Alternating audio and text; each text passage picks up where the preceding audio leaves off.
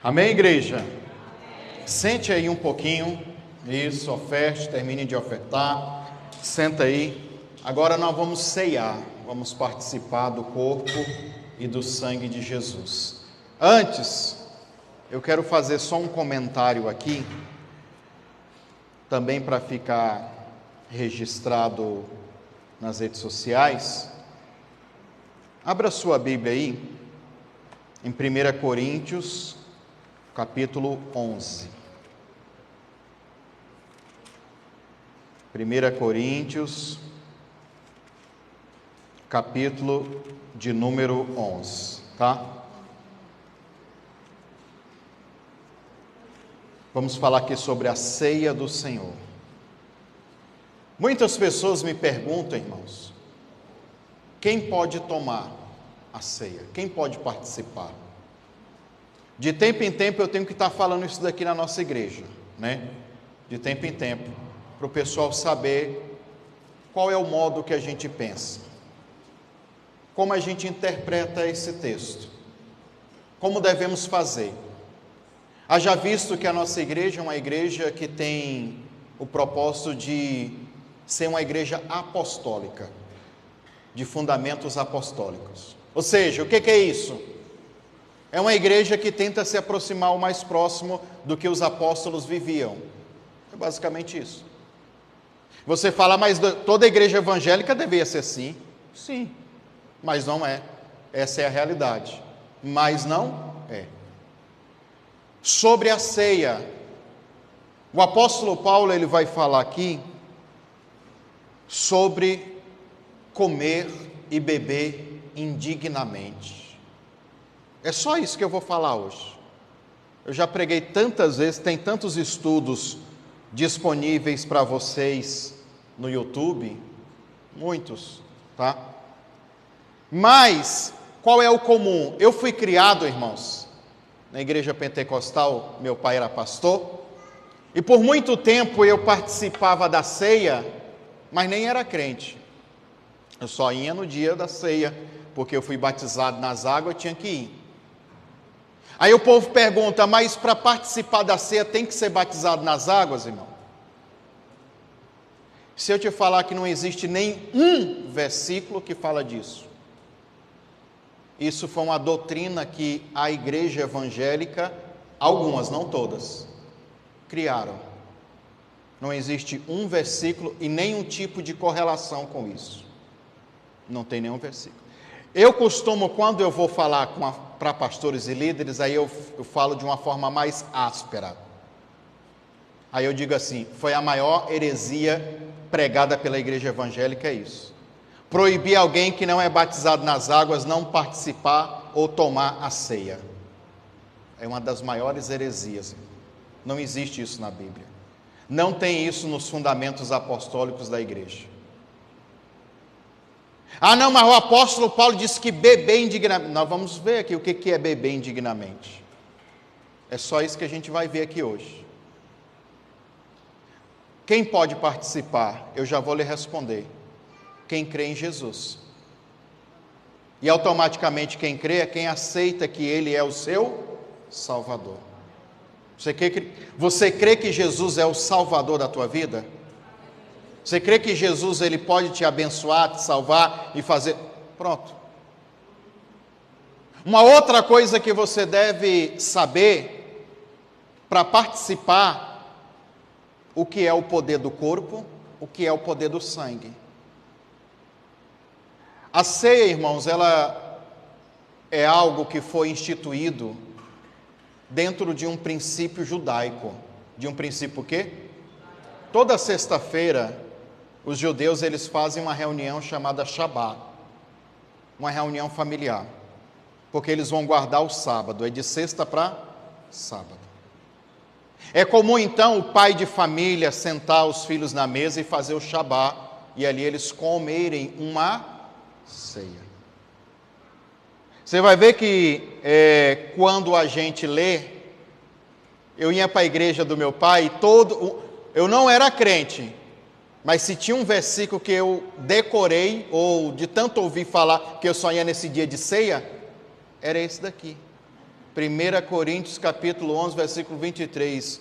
O que eu recebi do Senhor é o que também vos ensinei, que o Senhor Jesus, na noite que foi traído, tomou o pão. Sabia só isso. Perguntasse outro versículo para mim, eu não sabia. Eu sabia esse porque é um costume da igreja fazer isso. E um erro para a gente interpretar 1 Coríntios capítulo 11, versículo 23, vamos dizer assim, é de não entender o contexto. Por que Paulo vai falar sobre o beber indignamente? O que é? Se a gente pegar como eu aprendi a partir do versículo 23, a gente esquece ou joga fora o contexto fora. O que é o contexto de uma conversa? Eu vou lhe explicar. Eu chego aqui para vocês e falo, irmãos, eu dei um chute na canela do Lucas. Nossa, que pecado, isso é violência. Aí todo mundo começa a me julgar. Mas ninguém sabe o porquê. O tal do porquê é o contexto. Você não sabe o contexto, você vai me julgar já. Isso é chamado de quê? Pré-conceito. Você já criou um conceito antes de saber o motivo daquilo. Não, mas eu chutei, irmãos, a canela do Lucas, foi sem querer, eu fui passando, estava olhando o celular e... Puf. Ah, tá bom, agora você entendeu. Quando você lê 1 Coríntios, capítulo 11, começa do 23, e quando Paulo chega lá, olha, por isso que vocês que comem e bebem o corpo do Senhor estão sendo julgados, culpados, por isso que vocês estão morrendo, por isso que vocês continuam doentes, o erro está aí. O versículo 17 é onde começa o contexto. Então, quando você quiser entender, você tem que ler a partir do versículo 17. A partir do versículo 17, eu vou ler nessa tradução da King James atualizada.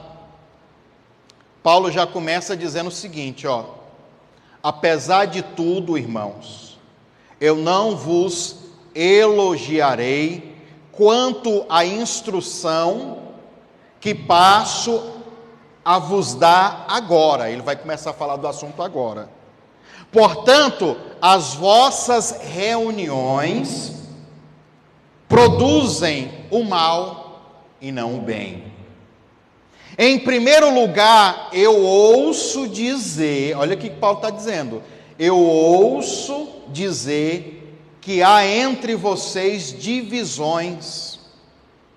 Em algumas traduções fala heresias, dissensões, é o mesmo conceito. Vocês vão entender por que há essas divisões, e divisões até por classe social, tá bom? É tipo assim, eu tenho mais dinheiro, eu vou comer a picanha, e você vai comer o músculo. Isso eles estavam fazendo. Porque a ceia, irmãos, era um jantar. Tinha pão, tinha vinho, mas tinha outras comidas também naquela época. Porque era uma reunião familiar. Então imagina, juntando agora a comunidade apostólica cristã do primeiro século, que ainda não entende o que Jesus disse. Vê um monte de gente desinformada. Ele vai dizer aqui, ó: eu ouço falar que entre vocês há muitas divisões quando vocês se reúnem como igreja. Na João Almeida não tem essa expressão, como igreja. Quando vocês se reúnem em um lugar, normalmente é assim. Essa tradução é até melhor. Porque eu me reunir em um lugar é uma coisa, eu me reunir como igreja é outra. Tem diferença ou não tem, irmão?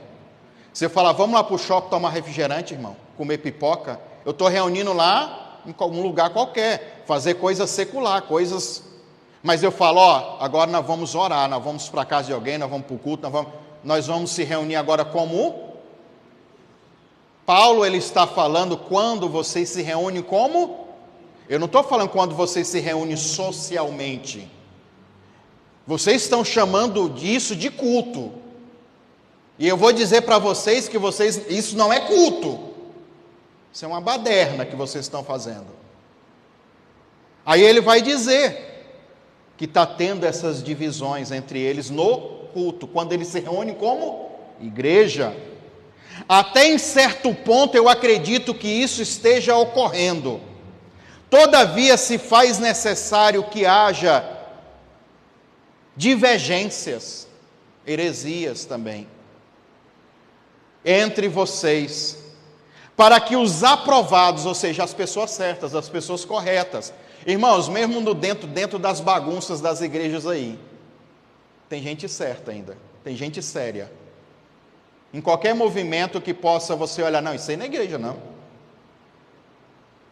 Ainda tem gente séria. Ele está dizendo, para que os aprovados se tornem conhecidos no meio de vocês. Pois quando se reunir como igreja, não é para comer a ceia do Senhor. O que vocês estão chamando de culto e dizendo que estão celebrando a Santa Ceia, celebrando o corpo e o sangue do Senhor, vocês acham que é uma bagunça que você... Mas isso não é nada não, vocês estão só enchendo o bucho, fazendo baderna, tendo discussão, diferença entre as pessoas. Aí ele vai começar a falar. Porque quando comeis, cada um antes toma a sua própria ceia, sem esperar pelos outros. Lembra que o conceito é um jantar. É uma comida familiar. Se tem alguém que guarda princípio, é os judeus. Enquanto todo mundo não estiver sentado na mesa, nós não começa. Um princípio de honra. Até hoje a gente leva isso, não leva? Não, vamos esperar o fulano chegar, irmão, para a gente comer. Não é assim, irmãos? Lá não. O cara já chegava e já metia logo a mão no frango, no pernil. Eles não comiam. Pernil só se for de boi, né? Que eles não comiam pernil de porco. Estou dando um exemplo, nos dias de hoje. E aí, olha o que acontece. E dessa forma, dessa maneira, enquanto um fica com fome, o outro até se embriaga, já dando a entender que o vinho que eles tomavam era o quê? Alcoólico. Então eu vou para a igreja, vou encher minha pança, eu como tudo, não deixa para o Du, não deixa para o Flávio, não deixa para ninguém. Estou aqui, com um buja desse tamanho. Aí enquanto o outro irmão já está chapado, doidão. Imagina uma igreja assim, mano. Imagina se a gente se reunir assim, hein? E o coitado do irmão Naldo, magrinho, não comeu nada, morrendo de fome. Mas não podia dar um pedaço para o menino? Não pode. Olha a bagunça que eles estão fazendo e dizendo que isso é igreja, dizendo que isso é uma comunidade, dizendo que isso é gente de Deus. Ele vai continuar, Paulo, dizendo, olha, será, irmão, eu fico pensando nos dias de hoje isso aqui, imagina eu falando isso daqui, será que não tem casas aonde vocês podem comer e beber? Vocês querem se embriagar? Vão beber nas suas casas, vão ficar chapados para lá. Vocês querem ficar com um bucho desse tamanho, empanturrar e humilhar os outros que não têm condição de comer? Vão fazer isso na casa de vocês. Fazem lá, não na igreja. Não quando vocês se reúnem como igreja. É uma bronca pesada, é ou não é, irmãos? Vai guardando tudo isso, porque você vai entender o que é beber indignamente, tá? Aí ele diz assim, ou de fato, desprezai a igreja de Deus. Uma pergunta que ele faz. Ele olha a bagunça, olha os bêbados, olha o cara que já chega comendo, não deixa para os outros, deixa os outros com fome. E ele chega a uma conclusão, será que vocês mesmo estão fazendo isso não é de propósito? Para justamente desprezar a igreja de Deus? Desprezar o povo de Deus? Falando que isso é igreja e não é? Eu acho que vocês estão fazendo isso de propósito, será que não? Já para envergonhar o nome do Senhor? Irmão, a bronca, a pancada é feia. Ou de fato desprezai a igreja de Deus, humilhando os que nada possuem, os que não têm condição, os que vieram para o churrasco e não tiveram condição de trazer 1 quilo de carne, e não tem condição de hoje comprar um refrigerante. Isso é igreja? Ah, não vou deixar ele entrar porque ele não trouxe. Não, eu vou comer na frente porque eu que comprei melhor. Não, eu que trouxe aqui os vinhos, eu já vou chapando logo a cabeça. Olha, irmão, como que loucura que era. Olha isso, gente. Paulo vai dizer o seguinte: o que vos direi? Acaso eu elogiarei vocês por isso? Certamente que não vos elogio por essas atitudes. Aí chega o tal famoso versículo 23. Aí Paulo vai dizer assim: eu vou explicar para vocês como eu aprendi.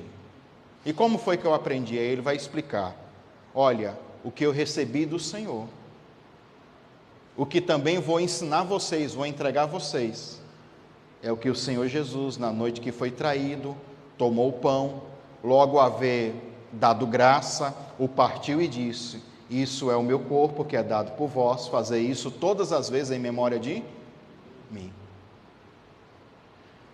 Ele está falando quantas vezes a gente tem que fazer isso? Uma vez no mês? Tem a igreja, a congregação cristã, uma vez no ano, na Páscoa. Jesus, ele está fazendo isso no Shabá, que é uma reunião semanal. Toda semana eles faziam. Toda sexta-feira. Quantas vezes a gente pode cear no mês? Porque tem gente que eu já vi falar assim: não, eu já sei esse mês, não posso mais, porque senão é uma superdose. Eu já ouvi uma irmã falar, uma profeta, diz que é profeta, né? Não, eu posso ficar até 6 meses sem tomar Santa Ceia, porque eu sou muito forte espiritualmente. Irmão, é cada maluquice, cada heresia, que não tem lógica. A nossa igreja, irmão, você vai vir, e todo culto que você vier, nós vamos fazer Santa Ceia. É assim que a gente faz aqui. Se a gente se reúne para adorar o Senhor, vamos celebrar a memória do nome dele. Ele diz: faça isso todas as em memória de mim. Então a gente não carrega mais aquele costume pentecostal de uma vez por, que eu não sei quem criou também. Eu até indico e já passei campanha para as pessoas de fazer isso todos os dias. Aí eu deveria entrar, para fundamentar isso, eu deveria entrar no estudo. Você não come e bebe todo dia? Você sabia que o sangue de Jesus é o alimento? O pão também é um alimento? Há poder no corpo e no sangue de Jesus. O que alimenta você espiritualmente não é como ir num pentecostal que diz: oração é alimento. Não é isso não, irmão. O verdadeiro alimento é o corpo e o sangue de Jesus para o cristão, porque quem fundamentou isso foi Jesus. Esse é o meu corpo, que é partido por vocês. Este é meu sangue, que eu vou dar para vocês. Lá em João capítulo 6, Jesus diz: aquele que de mim se alimenta, aí tem um monte de benefício, irmão. Tem a vida eterna, eu vou ressuscitar no último dia, ele está comendo a verdadeira comida, a verdadeira bebida, ele permanece em mim, eu permaneço nele, a unidade. Aí tem todos os benefícios. O sangue, ele tem o poder de falar, o sangue lava, o sangue purifica. O corpo é a comunhão, o corpo é o alimento, é aquilo que você recebe todo dia, que você trabalha por ele todo dia. Irmão, se eu fosse ficar aqui fundamentando os princípios da ceia, horas e horas. A palavra, quando Paulo diz assim, acho que é o versículo 27. Aí ele volta lá no assunto, no versículo 27 de 1 Coríntios 11, por esse motivo, quem come do pão ou bebe do cálice do Senhor indignamente será culpado de pecar contra o corpo de Jesus. O corpo é duas coisas. O corpo é o quê? O corpo é a igreja. O corpo é o quê? Quando eles estavam chapando a cabeça, irmão, quando eles estavam comendo e deixando o povo com fome, fazendo uma divisão entre pessoas, quem tem e quem não tem, um comendo na frente e o outro ficando para trás, dizendo que isso que é a igreja, que era amor, união. Eles estão pecando contra quem, irmão? Está dizendo o texto aqui. Contra o corpo. E quem é o corpo? A igreja. E quem é a igreja? Nós. As pessoas. Então, quando eu excluo alguém, quando eu não deixo alguém participar, quando eu não ofereço, por mais que ele não tenha, eu dou do meu, para ele ter comunhão, eu estou pecando contra quem? A igreja, o corpo, as pessoas. Para finalizar, a palavra indignamente é a palavra grega anexios.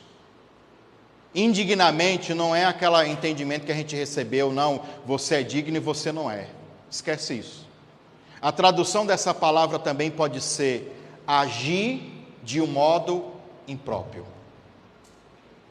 Quem come e bebe agindo de um modo que conecta ao que? Ao comportamento deles. A bagunça que eles estão fazendo na igreja. Quem está me entendendo, diga amém. Ele está já falando isso. Beber indignamente é beber fazendo essa arruaça. É não entender o propósito da coisa. É não discernir o corpo de Cristo. E o corpo de Cristo é a igreja, é eu e você, representado nesse pão, que é a segunda coisa. Quando a gente parte o pão e te dá um pedacinho, remete, relembra o corpo de Jesus que foi partido, que foi moído, que foi rasgado, 39 chibatadas. O sangue que escorreu, ele diz, é a nova aliança no meu sangue. Então a ceia é isso, irmãos. Beber indignamente é beber com esse tipo de comportamento. Paulo vai dizer, por isso que muitos de vocês estão doentes, outros estão morrendo. Aí eu deveria entrar num outro assunto de falar o poder do corpo e do sangue para cura e libertação. Porque aquilo que era para dar vida, está causando condenação para vocês. Aquilo que era para trazer libertação e cura, está trazendo destruição, porque vocês não estão fazendo da forma correta, não estão agindo de um modo certo. Então é por isso que a ceia, ela é importante você entender o que é. Como eu que fiquei anos ceando, sem saber isso aqui. E muito mais outras coisas, o que é o corpo, o que é o sangue de Jesus. Só quem perde é você, irmão. Quando você toma a ceia, irmão, quando você come o corpo e o sangue, você está recebendo a purificação dos seus pecados. Ah, mas a pessoa está em pecado. Não, irmão, se a pessoa está em pecado, eu tenho que impedir essa pessoa de tomar o sangue? O que é que purifica o pecado de uma pessoa, irmão? Então, se eu crio uma doutrina, ele não pode tomar porque ele está em pecado. Eu estou excluindo ele da única coisa que pode limpar ele. Olha que loucura que a igreja evangélica faz, irmão. A única coisa, é porque eles não sabem o que é o poder do sangue. A única coisa que pode libertar aquele infeliz é o sangue de Jesus. Aí eu proíbo, não, você não pode, você não está santo. Ah, então é para santo? Então ninguém toma, ninguém é santo. É uma das maiores heresias que a igreja evangélica pregou e tem pregado. Porque exclui pessoas de assentar à mesa. E a última que é para matar você religioso. Na última ceia, que é essa que Paulo está falando também. Estava 12 discípulos, quanto? E tinha um entrão. Desses 12, Jesus disse assim: um de vocês que está sentado aqui comigo é quem? Quem lembra? É o diabo. Um de vocês aqui que vai comer comigo agora, sentado na mesa comigo, vai sair daqui para me trair, para me entregar. Eu vou lhe perguntar, irmão, Jesus, sabendo que Judas já estava em pecado, ele negou a ceia para ele? Negou, irmãos? Não negou. Inclusive lavou até o chulé dele, porque Jesus lavou os pés dos 12. Imagina Jesus lavando o chulé dele, sabendo: tu miserável, tu vai sair daqui, vai me entregar, tu já está aí esperando, já está contando as moedas que tu recebeu para me trair. Mas mesmo assim, eu vou fazer o que tem que ser feito, eu vou te dar. Se Jesus não proibiu Judas, quem sou eu para proibir você? O único que deve proibir você é você mesmo, é a sua consciência. Por isso que o apóstolo Paulo diz: examinai o homem a si, e depois coma aí. Não é a igreja, não é pastor, não é líder nenhum que tem que falar quem pode e quem não pode, é a própria pessoa. Dito isso, vamos participar.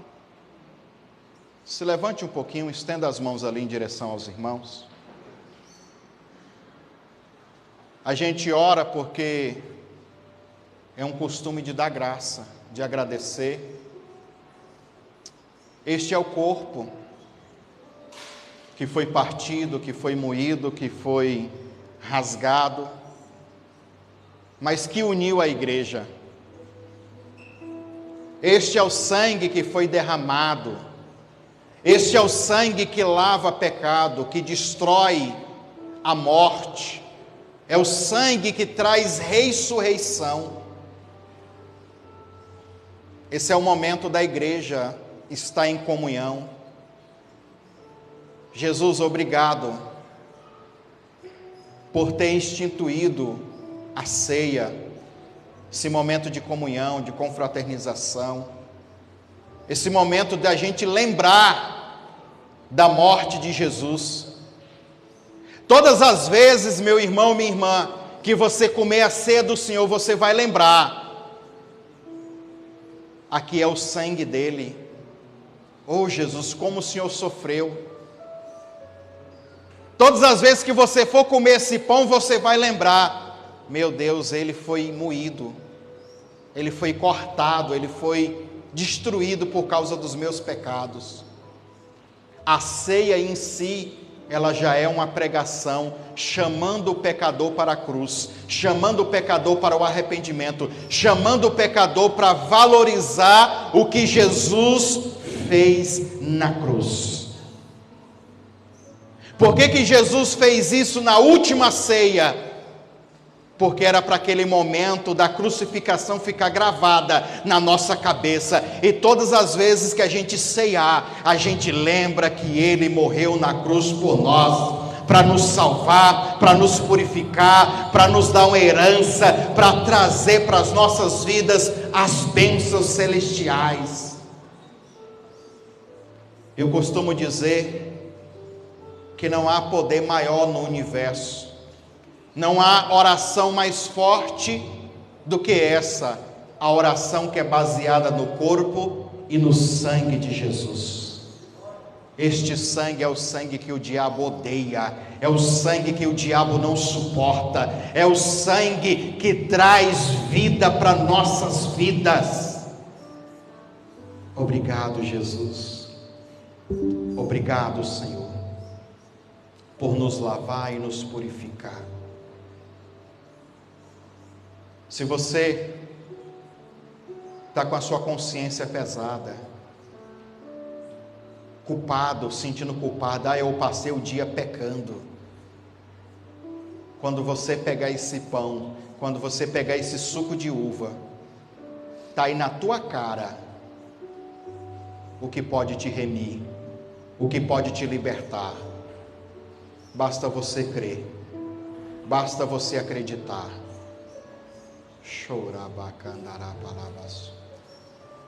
Você vai pegar e já pode participar. Coma, não precisa ter pressa. Coma agradecendo. Coma lembrando. A palavra memória é trazer a lembrança. Fazer isso todas as vezes, lembrando dele. Lembrando do que ele fez por você. Do que ele está fazendo hoje na tua vida. Dentro de um olhar humano, ninguém merecia participar.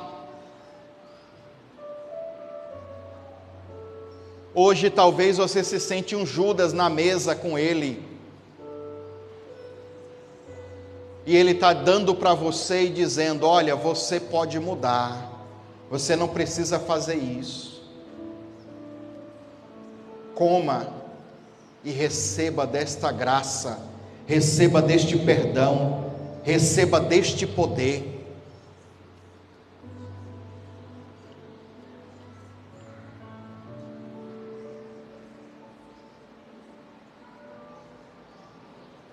Obrigado, Jesus. Obrigado, Senhor. Obrigado, Pai amado. Coma, beba. É o sangue que te lava. É o sangue que te purifica. Você vai sair daqui mais alvo do que a neve. Não é eu que disse isso. Não é coisa da minha cabeça. É a palavra que sai da boca de Deus. Este sangue te torna alvo mais que a neve. Apaga, Senhor, os pecados, as iniquidades, as transgressões. Mata de dentro de nós, meu Pai, toda a natureza pecaminosa. Mata de dentro de nós, meu Pai, toda a tendência à desobediência. Essa é a vida, irmão. É a vida de Cristo.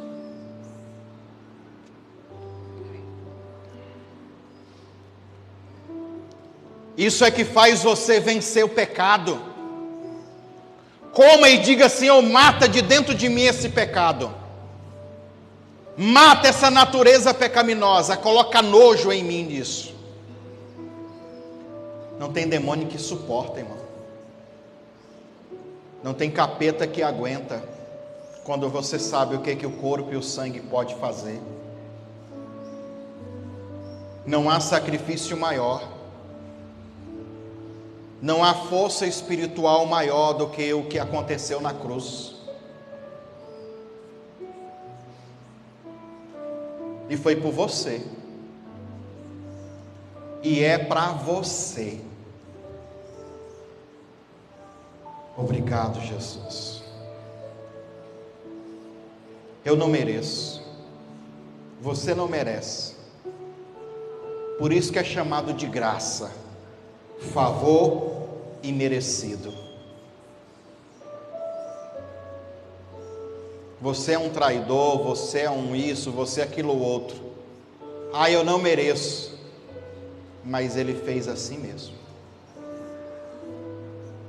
Essa passagem de Judas é justamente para dizer: é uma graça. Judas, você merecia um peteleco,